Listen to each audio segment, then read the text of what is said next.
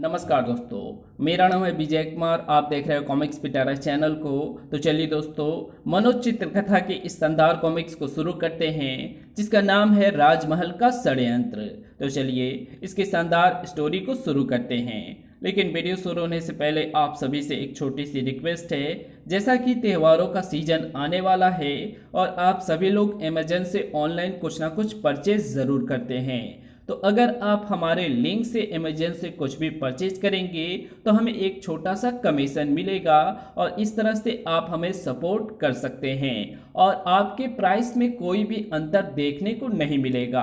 आप चाहे हमारे लिंक से खरीदेंगे तब भी आपको उसी प्राइस में मिलेगा, और अगर आप हमारे लिंक से नहीं भी खरीदते हैं तब भी आपको उसी प्राइस में वो प्रोडक्ट मिलेगी। तो आपको जो भी प्रोडक्ट अमेजन से खरीदना हो तो प्लीज़ कमेंट में लिख करके ज़रूर बताना, मैं उसका लिंक जनरेट करके आपको दे दूंगा। उस पर आप क्लिक कर आप अमेजन से उस प्रोडक्ट को खरीद सकते हैं और आप हमें सपोर्ट कर सकते हैं, आप हमें मदद कर सकते हैं। तो चलिए सबसे पहले देख सकते हैं इसका कवर पृष्ठ, जो कि कुछ इस तरह का है। ओके, बहुत समय पहले की बात है। विराट सेन नाम का राजा देवनगर राज्य पर राज करता था। उसके शासनकाल में प्रजा हर प्रकार से सुखी थी, लेकिन विराट सेन को एक दुख था, वे निसंतान थे। संतान प्राप्ति के लिए उन्होंने हर संभव प्रयत्न किए, यज्ञ किए, दान दक्षिणा द्वारा निसहाय एवं गरीबों की दुआ प्राप्त की, लेकिन फिर भी उनकी इच्छा पूरी नहीं हुई। एक दिन महाराज की जय हो, दूर देश से आया हुआ एक सौदागर आपसे मिलना चाहता है, उसे हमारे पास ले आओ। आज्ञा पाकर सैनिक वहां से चला गया। कुछ देर बाद, महाराज, मैं द्रविड़ देश का रहने वाला हूँ और सूखे मेवों का सौदागर हूँ। आपके राज्य से गुजर रहा था तो सोचा कि आपके दर्शन करने के पश्चात ही सफर पर आगे बढ़ा जाए। तुम्हारे विचार जानकर हमें अत्यधिक प्रसन्नता हुई सौदागर। महाराज, मैं ये अखरोट का नन्हा पौधा आपको भेंट देना चाहता हूँ। हमारे देश में उत्पन्न होने वाले अखरोट जग प्रसिद्ध है। सौदागर, हमारी इच्छा है कि तुम कुछ दिन हमारे राज्य में रुककर अपना व्यापार करो। जो आज्ञा महाराज। राजा विराट सेन के सम्मुख सिर झुका सौदागर वहां से वापस लौट गया। सौदागर के जाने के पश्चात राजा विराट सेन उदास हो गए। महाराज, आप एकाएक उदास क्यों हो गए? मंत्री जी, ये तो आप जानते ही हैं कि राजकीय उद्यान में जो भी पौधा लगाया जाता है वो सूख जाता है, इसलिए हम सोच रहे हैं कि इस पौधे का क्या करें। यही नहीं, राजकीय उद्यान का कुआं तक सूखा पड़ा है और समस्त वृक्षों पर पतझड़ छाया हुआ है। हम इस बात को जानते हैं कि राजकीय उद्यान की ऐसी हालत हमारे ही कारण है। हम निसंतान हैं, इसलिए राज उद्यान में लगाए गए सारे पौधे सूख जाते हैं। महाराज, आप ऐसा ना कहिए। मुझे तो लगता है कि राजकीय उद्यान की मिट्टी में ही कुछ खराबी आ गई है। मंत्री जी, झूठ का सहारा लेकर आप हमें बहलाने की कोशिश ना करें। हम अच्छी तरह जानते हैं कि ये सब हमारे ही कारण हुआ है। महाराज, आप धीरज रखिए। एक न एक दिन भगवान आपको संतान अवश्य देंगे। इसी इच्छा को मन में लिए ही तो हम जी रहे हैं मंत्री जी। राजा विराट सेन अखरोट का पौधा लेकर मंत्री सोमनाथ के साथ राजकीय उद्यान में पहुंचे। देख लो मंत्री जी, सारे उद्यान में बाहर के स्थान पर कैसी पतझड़ छाई हुई है। महाराज, आप चिंता ना कीजिए, मैं शीघ्र ही उद्यान की मिट्टी की जांच करवाऊंगा। आप पौधा रोपण करें। राजा विराट सेन ने अखरोट का पौधा उद्यान की भूमि में लगाया ही था कि देखा मंत्री जी, हमारे द्वारा लगाया हुआ ये पौधा भी सूख गया। मंत्री सोमनाथ राजा विराट सेन के दिल की हालत को भली प्रकार समझ रहे थे, अतः उन्होंने सिर झुका लिया। इधर राजमहल के एक कक्ष में राजा विराट सेन के दोनों छोटे भाई आपस में मंत्रणा कर रहे थे। भैया आदित्य सेन, राजा विराट सेन के बाद आप ही देवनगर के राजा बनेंगे। सौमित्र सेन, तुम ठीक कह रहे हो। राजा विराट सेन निसंतान है, मैं उनसे छोटा हूँ, इसलिए प्रथा के अनुसार उनके बाद मैं ही इस देश का राजा बनूंगा। राजा विराट सेन जितने नेक थे, उनके भाई उतने ही दुष्ट एवं विलासी प्रवृत्ति के थे। वे दोनों हर समय रास रंग में डूबे रहते थे। देवयोग से एक दिन शिव और पार्वती आकाश में भ्रमण करते हुए देवनगर के ऊपर से गुजरे। नाथ, मुझे तीव्र प्यास लगी है। पार्वती, इस समय हम देवनगर राज्य के ऊपर से जा रहे हैं। चलो नीचे उतरकर राज उद्यान में पानी पिए। थोड़ी देर बाद, अरे ये क्या, बाग का तो प्रत्येक पेड़ सूखा हुआ है। फिर वे उद्यान में चलते हुए कुएं के पास पहुंचकर रुके। जैसे ही पार्वती जी ने कुएं में झांक कर देखा, ये कुआं भी सूखा हुआ है नाथ, इसमें तो एक भी बूंद पानी नहीं है। पार्वती जी की बात सुनकर शिव जी मुस्कुरा उठे। ये देखकर पार्वती जी खींच उठी। ये क्या नाथ, मुझे तो जोरों की प्यास लग रही है और आप मुस्कुरा रहे हैं। कुआं सूखा हुआ है, भला मैं इसमें क्या कर सकता हूँ। आप सब कुछ कर सकते हैं नाथ, ऐसे वीराने में मेरा दिल घबरा रहा है। आप शीघ्र ही अपनी माया द्वारा उद्यान में हरियाली कर दीजिए और कुएं में पानी भर दीजिए। जैसी तुम्हारी इच्छा पार्वती। अगले ही पल बाग को हरा भरा होते देख उद्यान के पहरेदार चौंके। अरे ये क्या, बाग में तो एकाएक ही हरियाली छा गई। ये क्या चमत्कार हुआ। चलो उद्यान में चलकर देखते हैं कि ये सब अचानक कैसे हो गया। और दोनों उद्यान के अंदर की ओर चल पड़े। आश्चर्य है, एकाएक ही उद्यान का कायाकल्प कैसे हो गया। कू कू कू। शिव जी की महिमा से सूखे हुए कुएं में भी लबालब पानी आ गया था। पार्वती जी ने कुएं से खींचकर पानी पिया और शिव जी से बोली, महाराज क्यों ना कुछ देर यहाँ पर रुककर विश्राम कर लें। ठीक है। और दोनों एक वृक्ष के नीचे लेटकर विश्राम करने लगे। तभी दोनों पहरेदार वहां आ पहुंचे। शिव पार्वती के वेश में कौन हैं आप और उद्यान में किधर से घुस आए। पहरेदारों की बात सुनकर शिव जी हंसे, फिर बोले, हम सचमुच शिव पार्वती हैं और आकाश मार्ग से उद्यान में उतरे हैं। क्या बकवास कर रहे हो, मुझे तो तुम लोग कोई जादूगर दिखाई देते हो। तुम्हारे हमारे राजा विराट सेन के समक्ष उपस्थित होना होगा। राजकीय उद्यान में घुसकर तुम दोनों ने गंभीर अपराध किया है।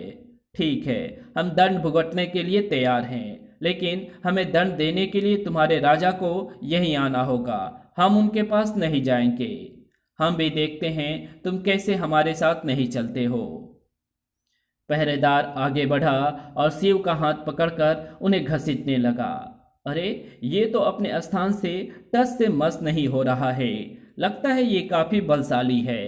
पहरेदार, तुम्हारे माथे पर तो पसीना छलछला आया है। पहले माथे का पसीना तो पोंछ लो, फिर मुझे अपने साथ ले जाने का यत्न करना।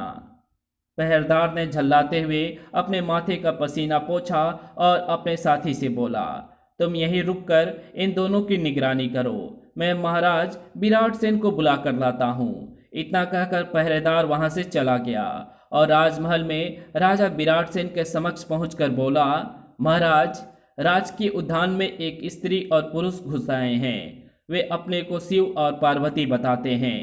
क्या कहा, शिव और पार्वती? जी महाराज, मुझे तो वे दोनों प्राणी जादूगर नजर आते हैं। उन दोनों के उद्यान में आते ही उद्यान के सूखे हुए पेड़ हरे भरे हो गए हैं और वर्षों से सूखे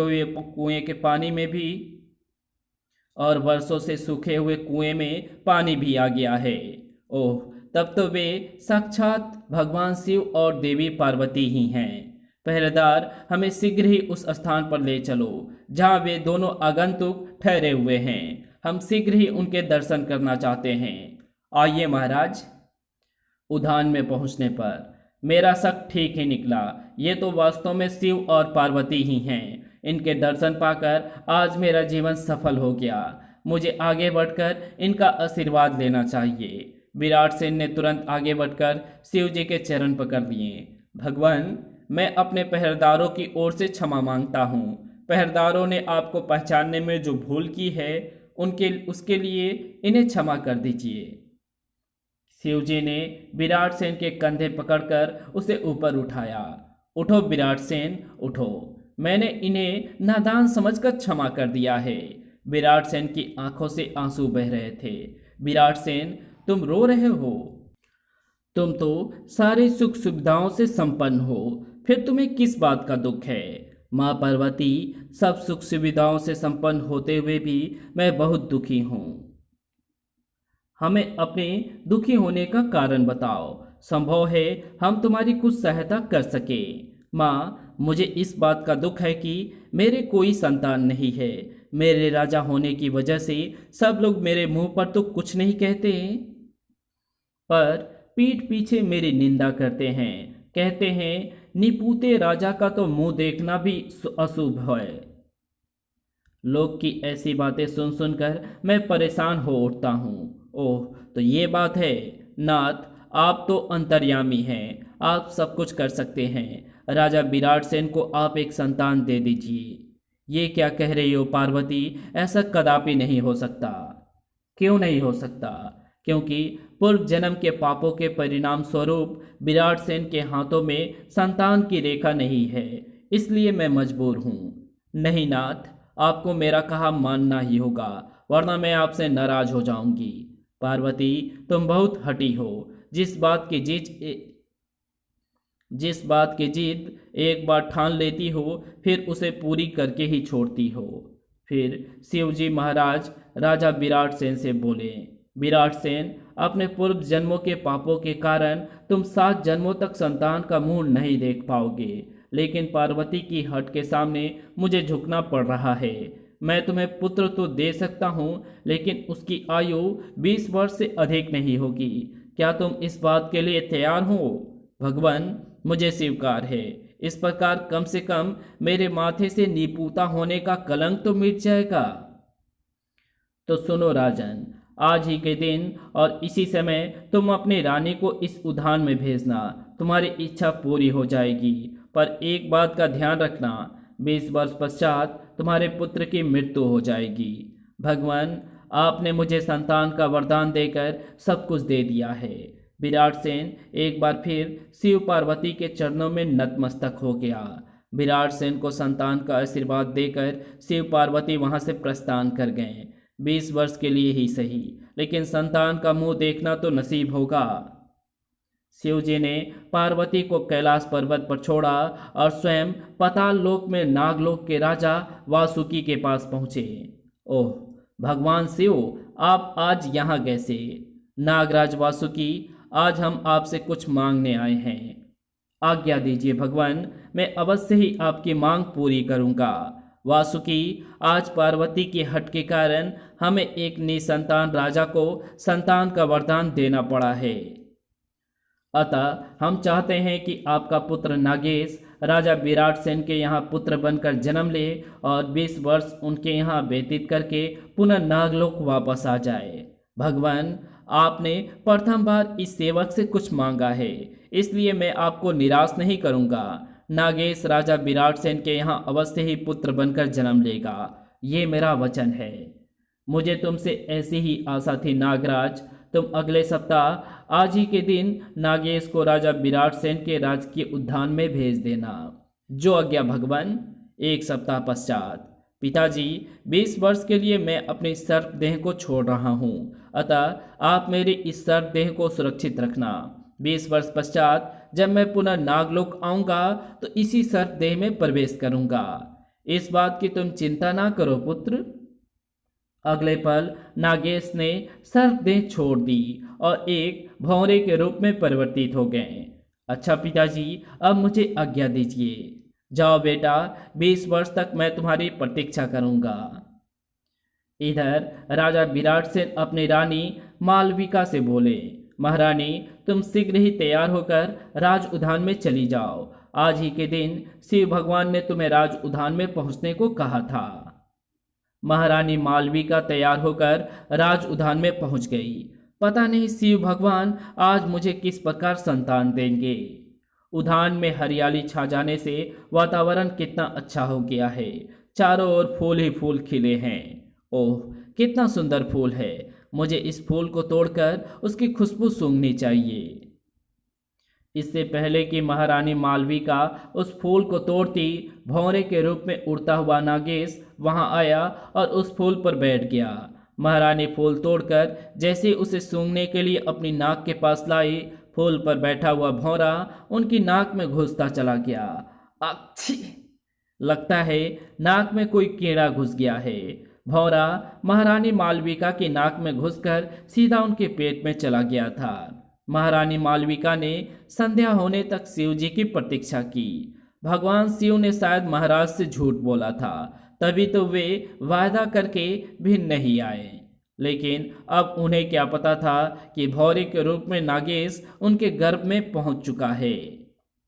काफी प्रतीक्षा करने के बाद महारानी मालविका विराट सेन के पास पहुंची और उन्हें सारी बात बताई। इसमें भगवान शिव का कोई देश नहीं है, इसमें भगवान शिव का कोई दोष नहीं है। हमारी ही किस्मत खराब है, हमारे भाग्य में संतान का सुख नहीं लिखा है महारानी। इस घटना को गुजरे हुए 3 माह हो गए। एक दिन जब विराट सेन महारानी के साथ बाग में घूम रहे थे, अरे महारानी क्या हो गया है तुम्हें, इस प्रकार सिर क्यों पकड़ रखा है? महाराज अचानक ही चक्कर से आने लगे हैं, पृथ्वी घूमती हुई सी प्रतीत हो रही है। महारानी अपनी बात पूरी भी ना कर सकी और अचेत हो पृथ्वी पर गिरने लगी। तभी विराट सेन ने लपक कर उन्हें अपनी बाहों में थाम लिया। महारानी तो बिल्कुल भली चंगी थी, फिर ये एकाएक इन्हें क्या हो गया? महारानी मालविका को राजमहल में ले जाया गया। तुरंत ही राजवैद्य ने आकर उनका निरीक्षण किया। महाराज घबराने की कोई बात नहीं है, उल्टा खुश होने की बात है। क्या मतलब? महारानी माँ बनने वाली है, इसी कारण इन्हें चक्कर आ गया था। ओह, ये मैं क्या सुन रहा हूँ? क्या मैं सचमुच ही पिता बनने वाला हूँ? इसका मतलब है भगवान शिव का वरदान झूठा नहीं सच्चा था। राजवैद्य जी, आज आपने ये सूचना देकर हमारी झोली में अनगिनत खुशियां भर दी है। मैं आपकी भावनाओं को समझ रहा हूँ महाराज। महारानी मालविका गर्भवती है, ये सूचना पाकर सारे राज्य में हर्षोल्लास छा गया। भगवान तेरे घर देर है अंधेर नहीं, तूने आखिर हमारे महाराज की सुन ही ली। तू बड़ा दयालु है। भगवान वो दिन शीघ्र ही आए जब हमारे महाराज के यहाँ संतान उत्पन्न हो। लेकिन आदित्य सेन एवं सुमित्र सेन ये सूचना पाकर जल भून गए थे। भैया ये क्या हो गया? महारानी माँ बनने वाली है। सुमित्र, चाहे कुछ भी हो जाए हम हार मानने वाले नहीं हैं। तब क्या करना चाहिए? सुमित्र सेन, ये समय चुपचाप रहकर तमाशा देखने का है। जरा महारानी के संतान तो उत्पन्न हो जाने दो, तब सोचेंगे कि हमें क्या करना है। एक दिन मंत्री जी, हम आखेट करने के लिए वन में जाना चाहते हैं, हमारे जाने का प्रबंध किया जाए। जो आज्ञा महाराज। जल्दी कुछ सैनिकों को साथ लेकर विराट सेन आखेट के लिए वन की ओर चल पड़े। वन में उन्हें एक शेर सरोवर के किनारे पानी पीता हुआ दिखाई दिया। अच्छा अवसर है, मुझे इसका शिकार करना चाहिए। विराट सेन ने कमान पर तीर चढ़ाया और तीर शेर के पेट में जा धंसा। तभी दूसरी दिशा से भी एक तीर आकर शेर की पीठ में धंस गया। अरे, ये दूसरा तीर कहाँ से आया? कुछ देर तड़पने के पश्चात शेर ने प्राण त्याग दिए। अभी विराट सेन इसी ऊहापोह में थे कि दूसरी ओर से एक राजा अपने सैनिकों के साथ आता दिखाई दिया। ओह, तो दूसरा तीर इस राजा ने चलाया था। दूसरा राजा विराट सेन के पास आकर रुका। कैसा विचित्र संयोग है कि हम दोनों के तीरों से एक ही समय में शेर मरा।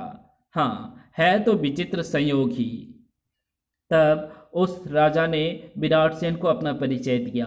मैं पंचाल देश का राजा सूर्य बल्लभ हूँ। राजन, मैं देवनगर का राजा विराट सेन हूँ। राजन, आज विचित्र परिस्थितियों में हमारी मुलाकात हुई है, क्यों ना इस मुलाकात को हम मित्रता में बदल दें?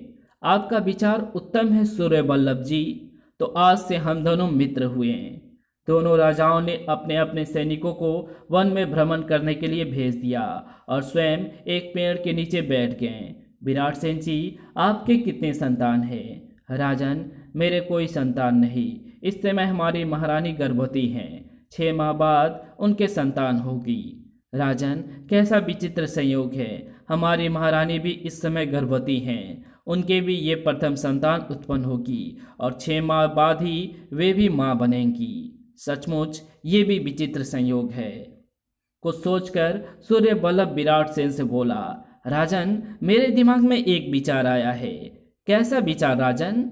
इस कहानी को यहीं समाप्त करते हैं। इसके आगे कहानी पढ़ेंगे इसके पार्ट 2 में, तो मिलते हैं इसके दूसरे पार्ट में। तब तक के लिए बाय। अगर आपको ये वीडियो अच्छी लगी हो तो इस वीडियो को लाइक शेयर कमेंट ज़रूर कर देना। चैनल पे नए हो तो चैनल को सब्सक्राइब कर ऑल नोटिफिकेशन को सिलेक्ट ज़रूर कर देना। Thanks for watching my videos.